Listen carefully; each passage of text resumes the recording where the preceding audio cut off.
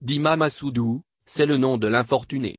Âgé d'environ 42 ans, originaire d'un petit village du nom de Kedjikandjo près de Sokodé, donc dans la préfecture de Tkaoudjo, sa triste histoire ne diffère pas tellement de celle de beaucoup de ces dizaines de prisonniers enfermés depuis plusieurs années au sein de l'ancienne gendarmerie face à la Ptsia-Lemé.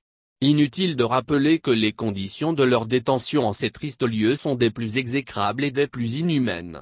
De telles conditions inacceptables de traitement, ajoutées aux séquelles des tortures de toutes sortes dont plusieurs furent victimes, constituent forcément l'une des principales causes d'un fort stress et surtout la porte ouverte à toutes sortes de maladies. La conséquence aujourd'hui est le fait que la quasi-totalité des incarcérés souffrent de maux divers. Dima Massoudou souffre depuis plusieurs mois d'une hernie inguinale, hernie de l'aine, partie du corps située entre le haut de la cuisse et le bas-ventre. Le Comité pour la libération des prisonniers avait, certes, apporté sa contribution pour l'aider, mais il était laissé la plupart du temps sans soins et dépérissait de jour en jour. Le fait que le prisonnier politique devenait jour après jour l'ombre de lui-même, physiquement parlant, n'échappa pas à la vigilance de ses codétenus, heureusement. Ceux-ci donnèrent l'alerte et se cotisèrent malgré la précarité de leur situation pour aider leurs compagnons d'infortune à retrouver la santé.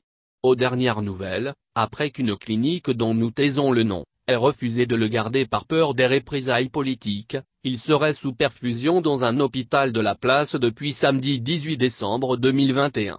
Le prisonnier malade étant totalement démuni de même que sa famille, ne peut que compter sur quelque bonne volonté parmi ses codétenus et surtout sur la générosité d'un détenu politique qui est l'un des initiateurs, sinon l'initiateur principal de l'hospitalisation et de la prise en charge des soins médicaux. Sans ce sort peu enviable de prisonniers politiques et aujourd'hui de malades hospitalisés, Dima Massoudou serait un citoyen ordinaire qui vaquerait, comme des millions de Togolais, à sa débrouillardise pour nourrir sa famille.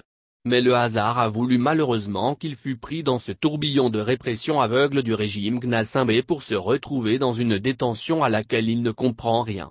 Comme nous l'écrivions plus haut, son histoire ou plutôt sa mésaventure ressemble à s'y méprendre à celle de beaucoup de ses compagnons d'infortune. Comment et pourquoi son destin a-t-il basculé ce 3 décembre 2019, le jour de son enlèvement? Revenu fraîchement du Nigeria pour porter assistance à sa mère malade, il se démerdait pour trouver un peu d'argent. C'est au cours d'une de ses courses qu'il fut brutalement kidnappé par des hommes en tenue noire qui le conduisent à la gendarmerie de Kedia à Sokodé. On lui présente la photo d'une personne qu'il dit ne pas connaître, on l'accuse de détenir des armes, ce qu'il nie également.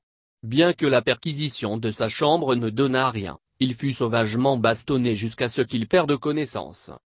Sans le savoir, Dima Massoudou venait d'être la énième victime de cette cabale sans tête ni queue, dite Tigre Révolution, inventée par les jusqu'au-boutistes de la dictature pour emprisonner des innocents, parce que tout simplement soupçonnés d'être proches de l'opposition. Et nous ne cesserons jamais d'insister sur le caractère tribalo-ethnique de cette persécution sauvage d'une certaine catégorie de Togolais. Après être sauvagement torturé et portant des blessures ouvertes sur tout le corps, il est transféré à Lomé dans un autre centre appelé Kanjipne Dago El Ogopé. Après avoir passé par la direction de la police judiciaire, des PJ, le procureur de la République et le juge d'instruction aux ordres ne diront rien sur les cas de torture et n'eurent aucune gêne à l'envoyer en prison. Après 6 mois de détention à la prison civile de Lomé, il est transféré dans l'ancienne gendarmerie dont nous avons parlé plus haut pour y être enfermé dans des conditions animales avec plusieurs dizaines d'autres malheureux. Rappelons que 7 citoyens togolais ont déjà perdu la vie en détention ou peu après leur libération.